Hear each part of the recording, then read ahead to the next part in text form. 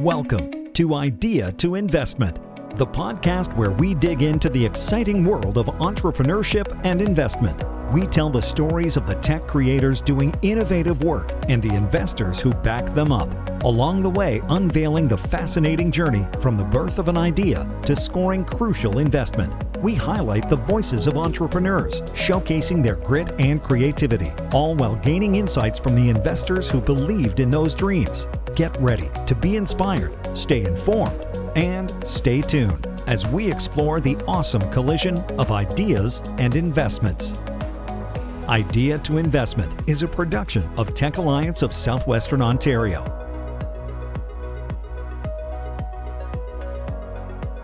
My name is Diana, and I'm the CEO and the co-founder of Xatoms. Kerem, I'm the CTO and the co-founder of Xatoms. Martin Laforest, and I'm a managing partner at Quantacet. Well, I thank all of you for joining me on the podcast today. This is going to be a great discussion. And as always, we'd like to start off with a 60-second pitch. So Diana, I'll let you take this one. And imagine I'm an investor and you're pitching Xatoms to me. Go for it. Xatoms is on a mission to discover new materials which can clean polluted water or air using AI and quantum chemistry. The problem is that invisible contaminants such as heavy metals, biological pathogens, chemical pollutants are still killing millions of people every single year. And this problem is not happening far away from us, just outside our door. In Canada, Indigenous communities still lack access to clean and safe drinking water. At Xatoms, we discover new materials which can clean polluted water using visible light sources, and these materials are called photocatalysts. With our software based on AI and quantum chemistry, we've already discovered 8 patent-pending materials, which can already prevent 3.5 million waterborne deaths every single year. And this is just the beginning for us in this material discovery process. In the last 2 years, we've managed to build a team of 11 full-time employees, some of the biggest experts in quantum chemistry and AI in Canada, to scale our operations, fulfill our current pilots, and make sure that Xatoms creates impact worldwide. Well, it's clearly a big problem, but it's also an expensive problem to try and solve. So let's get right into the investment side of this. And Kerem, I'll let you take this one. Startup Fest played a big part in helping you unlock your first round of funding. So what changed for you as a company after that moment of Startup Fest? And how did that win influence your fundraising strategy? Yeah, so as a deeptech company, everything we need, going from lab equipment to computation cost, they all have an extreme steep price, not even counting employee hires. So the initial funding we got, which was around $500,000 from Startup Fest, helped us accelerate the company to a point where we could actually do an additional fundraising round, where it gave us opportunities for additional tests for lab experiments. So without the opportunity and the initial investment Startup Fest, we would not be able to come to the point where we are, because we couldn't be able to afford all the experiments we did.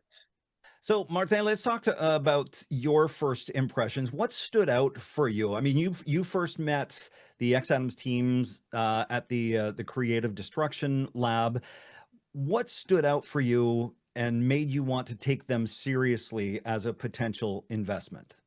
Yes, no, that's right. We met them because they were pitching, they were part of the boot camp of the Creative Destruction Lab Quantum Stream, for which I'm a mentor. And that year, Quantacet was sponsoring the pitch contest at the end of the boot camp. So that's where I first met Xatom. And the first impression that we had, weirdly enough, was like, all right, they're quite young. They have a lot of spirit, and then they're making outrageous claim. In a 5-minute pitch, our first reaction was like, I don't know, man. I'm not buying it. It's a little too great comparatively to other things. But we made a follow up and then started digging on the tech, and it checks out. So at that point, it became quite clear that a young company with back then there was only the 3 of them, with already results from their platform. We're like, well, we got to investigate and make sure that we're part of that game. And they were just about to open a series. We kept on digging. We kept on meeting them more. They clearly have a lot of ambition. They clearly have an attachment to, it's not techno for techno. They have all of them has a personal history connecting to clean water. They work very hard. They were able to get their name out at the right place. They already had a lot of the factors we're looking for. And unless how you started your previous question of it's expensive, in our world of quantum, a company like Xatom is actually very cheap in terms of capex. We're not talking about equipments that are worth $5-10 million, but it's people, brain, computing, a bit of chemistry. So in our world, it was a low, no, I wouldn't say a cheap company, but a company with not a lot of capital expenditure comparatively, but with a lot of upside. So it just made sense to pursue that. So I want to hit on something that Martin mentioned. Diana, Kerem, both of you, all three of you, including Shirley, the third co-founder, all do indeed have a very personal connection to this. And indeed, I would argue we all do. But when it comes to the vision and the mission of the company, how do you think that matters when you are talking to investors? The personal connection that you each have. Diana, let's start with you. I definitely feel like the investors can also sense the passion when you have a personal connection to it. So for me specifically, it was I started working on the research in water when I was back in my home country in Slovakia after experiencing water pollution in Asia. And I've been always very much interested in using the newest technology to solve a global problem. And we as a team, Kerem, Shirley, and I, we have actually had the opportunity to travel to Kenya last summer and actually see and meet some of the communities that didn't have access to clean and safe drinking water. So that motivated us to pursue this problem even further. And just seeing it with your own eyes, it definitely changes you as a founder because you see the end customers that you can impact. And also, I feel like if you don't have a passion for the company you're building, eventually, when the hurdles come and the difficult times come, you're going to give up because you don't see the final, just the final line and the impact you can create because you move on something else. But with Xatoms, we all have had this collective connection to water, and that keeps us going, even though times are sometimes very difficult. So what do you think is the biggest misconception then for founders who are trying to raise in the world of quantum tech or AI tech? What's a big misconception for founders who might go into to a meeting with a potential investor? Yeah, I think the biggest misconception is that the investment round is going to be very simple or it's going to take long. The issue is there's like you send them back, then they reply back. It's a back and forth, which is very healthy because that makes you think more about your technology, what you have and what you're missing.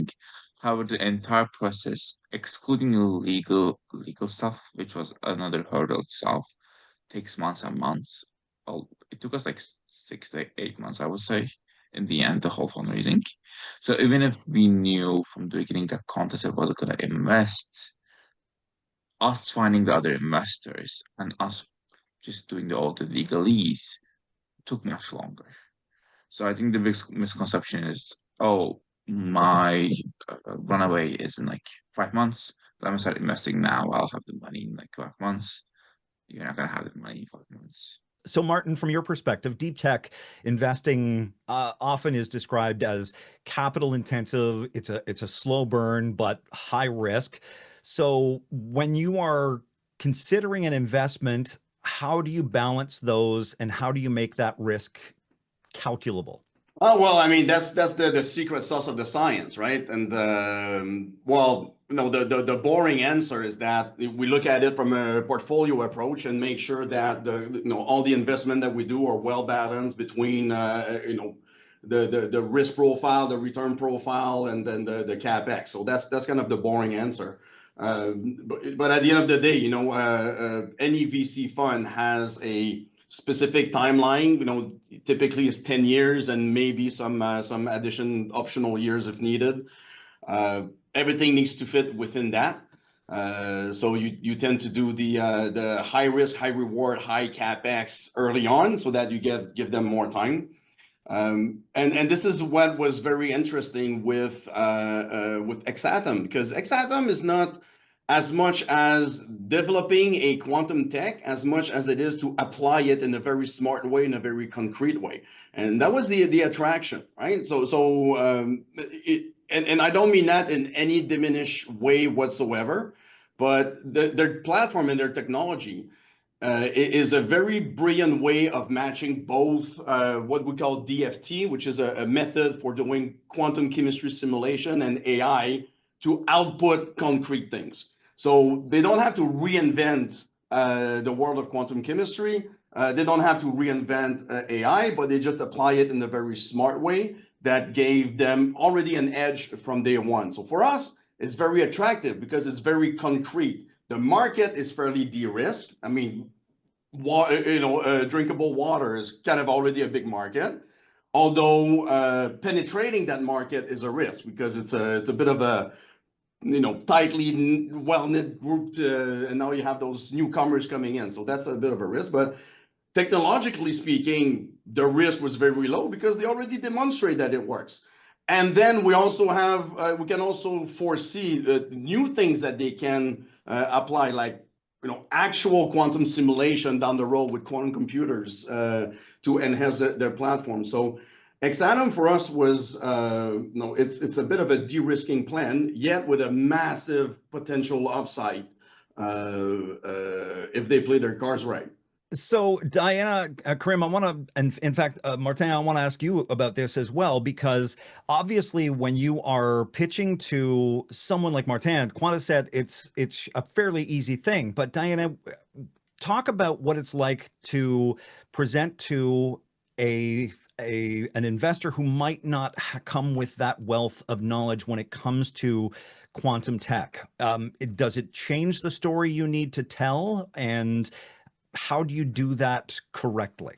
Yes, I think that some of the pitch competitions that we won at the beginning really helped us to prepare for this, because usually the audience of the judges is not as technical, or like quantum is very specifically technical. So you don't usually get to meet such judges. So we had to prepare, and we had to make sure our story comes across as impactful, but the technology, we didn't have to go into much depth when we explained what's the final product and how it works.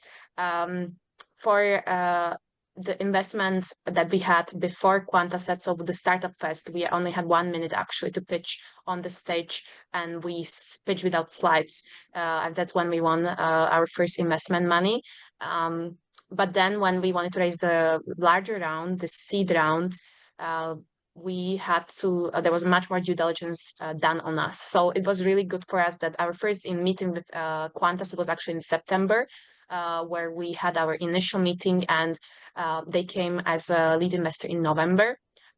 So even some of the funds that previously told us that they wouldn't invest because they couldn't do the due diligence, once Quantacet came on board, they were actually able to go through their memo and just see and understand why Quantacet is investing, because they are such experts in the space. So definitely the lead investor should be technical, and I don't think that we will be able to be as successful if Quantacet didn't come as our lead investor so early on, because yes, you're right, the funds, some of them are putting their hands away just because they didn't understand it, they couldn't do the due diligence on us. So then, Kerem, maybe give us an idea of how pitches have changed between those first iterations and today to try and break down some of those barriers when it comes to addressing investors without that quantum technology knowledge. Yeah, I think we realized back that for different investors, you need different decks. So what we do is, before we go pitch to an investor or someone we need pitching to, we investigate their background, what they're what they're interested in. If they're a more technical person, we include more technical slides.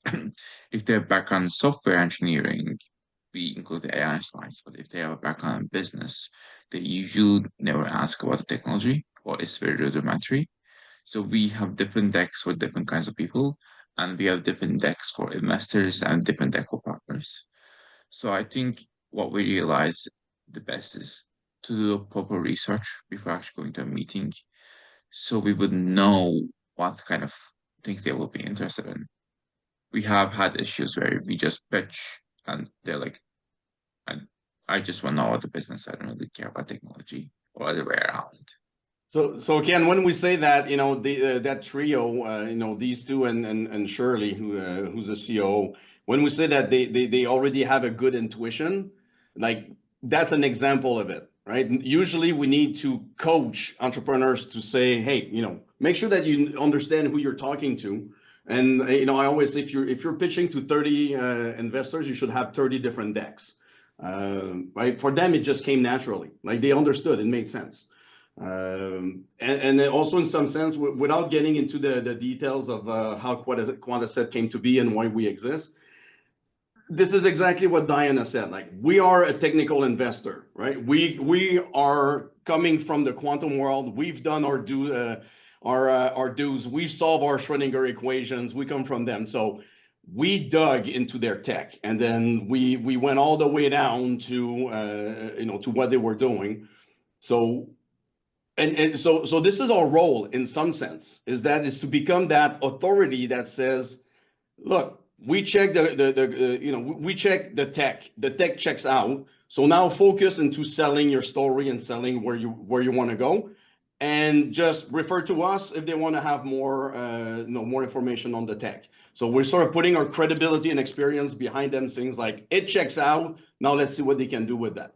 So it's almost like having the Quantacet stamp of approval that this technology, as you say, checks out. Well, this is sort of the position that we are in the VC world, and we're a feeder fund. We're there. That's why we come in so early on, to make sure that the technology is de-risked. And yes, like, if we can be seen as the Quantacet stamp of approval, this is exactly the position that we want to be, that we're in, and what we can bring to the VCs. So then, Martin, in general, when you were evaluating quantum-based companies, I mean, it's a slow roll. So what are the key metrics? Like, what are the milestones that matter the most when you're evaluating a quantum-based company? Well, a quantum-based company is a very broad term, right? You can have just in quantum, there's like quantum computing, there's quantum communication, there's sensing, there's materials. It's all over the place. And all of those type of companies are vastly different from one to another. Xatom is more like, it's a bit more akin to a bit of a traditional company. They have a software, they have a product, they know where they're heading at. So in some sense, you could just remove the word quantum and say they have a material platform, they discover photocatalyst that works. And then they can prove to you that it works in the lab. Like, we went to their lab in Toronto, and then they can show that they can purify water in front of your eyes, right? So the metrics here there was a lot more equivalent that we could find on the market. So often that's mainly the metrics, but because we're early stage, we can look at equivalent, but the size of the market is one, their capacity to deliver, to capture the market, and also how much we believe they can execute properly. A good tech, I think we all know, it's not the best tech that wins in the market, but it's the one that executes the best. So that's a reason why we have surrounded that team with as many experts and mentors that we can bring from our network to make sure that they're coached properly. We don't tell them what to do, but we give them the tools so that they can head. So in terms of Xatom, it was not too hard to evaluate that. There was lots of comparable. But in other cases, in more what I would call the hard quantum tech, look, we're building the boat as we go, right? We look at equivalent. We're trying to see what the value might be. There's no such metric as an ARR, as recurring revenues, or most of the time it's pre-revenue, pre-product, pre-market. we anticipate where it's going to go in the future. So it's a bit of a black magic as we speak, but the more experience, the more deal that's happening around the world, the bigger the database is being built. So sometimes we'll hit it right on the head and sometimes we'll miss. Diana, how then do you convince an investor, I mean, Quantacet notwithstanding, but your average investor to bet on something that might or probably will take years to generate revenue? Because for most investors, that's what it's all about. It is about that return on investment, especially though for you, when your biggest payoff might be more scientific validation, but not, as Martin mentioned, ARR. Yeah, so for deep tech specifically, it's known that it takes years to actually start generating revenue. And but there is always different ways you can prove your traction, not just by revenue metrics. But I think in our case, it was we've shown them everything we've managed to build, like with the very limited resources we had at the beginning. So we had no investment for like 1.5 years, but we were still able to build the tech platform. We were able to get some really good advisors on board that Quantacet was able to connect with when they were doing their due diligence. It's also about the connections and about the human relationships, because if you are in the space of startups, you have to keep good relationships, because I know that when Quantacet was doing our due diligence, they actually reached out to some of our initial investors to ask about us as people, like if we are good to work with. So that really shows for like if you are a good founder, like people say about you that you're a good person to work with. And also I think the big thing was if we're coachable as a team. So we're a young team, and that's something that we cannot change. But are we coachable? Like if and what do the other people say about us? Like are we willing to listen to feedback? If we set milestones, are we able to achieve them? So like all of these things definitely played a role. So let's go back to you, Martin. What feedback did you get? I'm guessing highly coachable, wonderful people to work with, very passionate. Am I on the right track? Yeah, it's exactly this. And also, yes, very coachable. No, like I said, right, they're young and green, but I don't mean that in a bad way. Like being young and green and having achieved what they already achieved showed that, it's not, you can't even use the analogy that it's like a diamond in the rough that needs to be discovered. Like it was already starting to be polished on its own. They already had some coaching. So, they're willing to listen to coaching, to tips, but also, once you start going the VC route, it also means that you need to grow a company and then keep growing. So it means that you cannot just be a one-trick pony. You start also have to look at other places, and they were willing to do that. They're willing to relook at their business model to make it more VC investment friendly, but yet they keep their North Star going, right? So we want people that are coachable, but we don't want people that will just be peons because we're the investor, we're not the entrepreneurs, right? So it's like the hockey coach is not the one going on the ice. So that was very important, but also what we found, probably their biggest strength so far is how complementary they are between Diana, Kerem, and Shirley. Like they're all and here I don't say that just because they're there. I think they know my how I can tell the truth. If it was crap, I will say will be crap. They complement each other so well. They all like powerhouse in their own right in places that they complement each other. And then finding two people that complement each other is really hard. Finding three is even harder. So now you have a nice trio of CEO, CTO, and COO that is just a mastodon of a team that can grow to take over the world from that. So I'm exaggerating a little bit, but no, the team is always everything. And on top of this, they had a team, they had a platform, they had a product, they had already things that have concrete results. And when we met them, they were already in discussion with potential clients who did not commit for necessarily paid proof of principle, but we talked with all of them, and they were all genuinely interested. It's not just a yeah, it's interesting. Like they were genuinely interested and wanted to move forward. Man, we rarely see that in a traditional startups.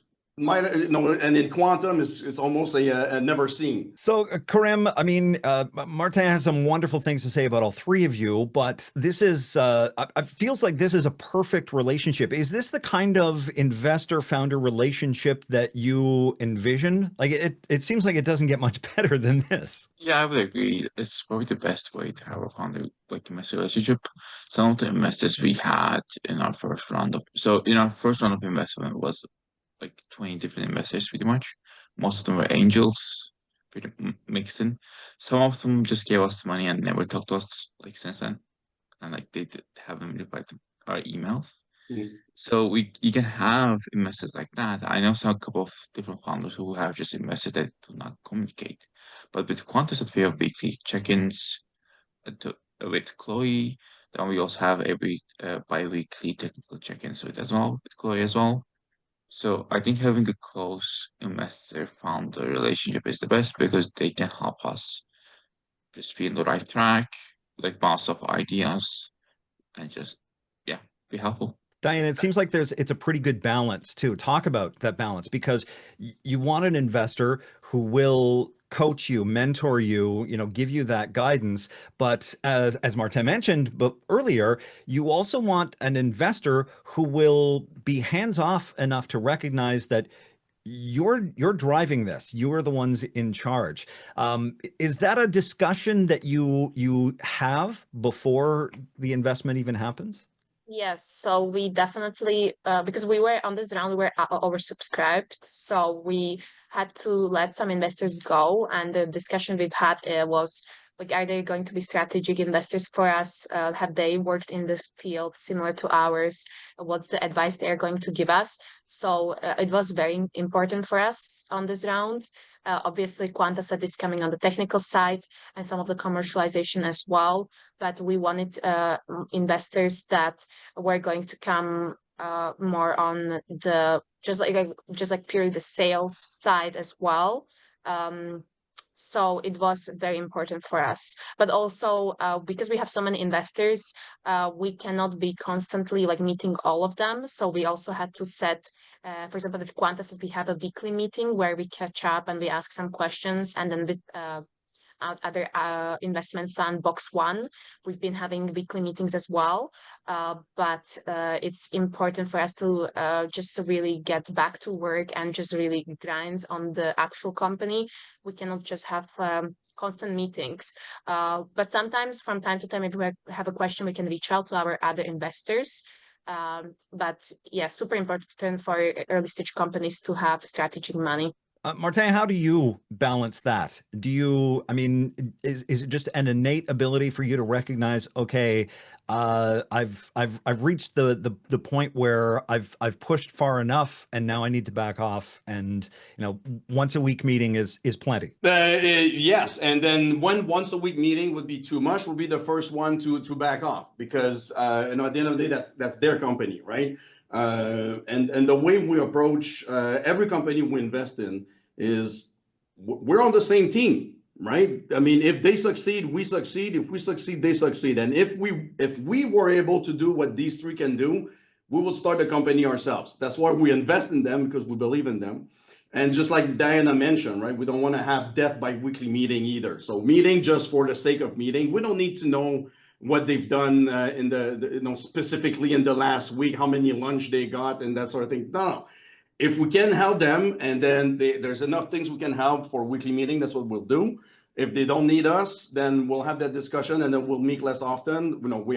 They know our phone numbers, our Slack channel. They can contact us 24/7, whatever they need to, if they need more of that. But at the end of the day, we are a technical investor. We can help them a lot on the technical side. We can connect them. We have a vast network. We've been around this for, I think combined over 50 years, all the four partners.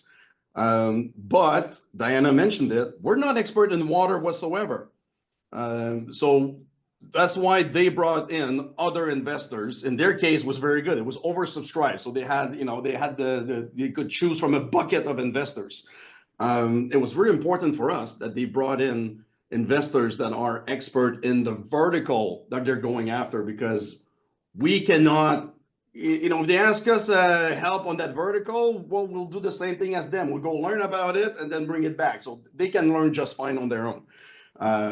So if other investors can help them, we want them around the table. But at the end of the day, it's their company. We'll help them as much as we can, but it's on their terms. Sometimes we'll might have to push a little bit in one way or another. But no interest in having meetings for the sake of meetings. I'm curious about what your next major milestones might be for Xatoms. I think it's getting our first signed contract and actually starting to commercialize our technology, generating revenue. And then we're going to be raising again seed round of $6 million next year, towards the end of next year, to scale and scale out the production, and also probably expand the team. But the team was just expanded recently, so this is going to be with the newest round. I would say these are the biggest milestones, but Kerem may have some more technical milestones. I think for the technical, the most important milestone is getting third-party validation. That validation will be useful for us for certificates, for pilots, and for investors. The fact that we can actually verify our lab results in a third-party lab will just go a long way to show everything works, and all the claims we make scientifically are validated through a different lab.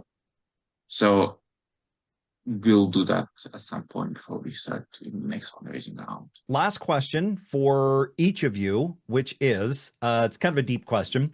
If you could go back in time and give yourself one piece of advice that might have helped you avoid a problem, you're going to time travel back to a younger version of yourself and give yourself one piece of advice, what would you have told yourself? Diana, let's start with you.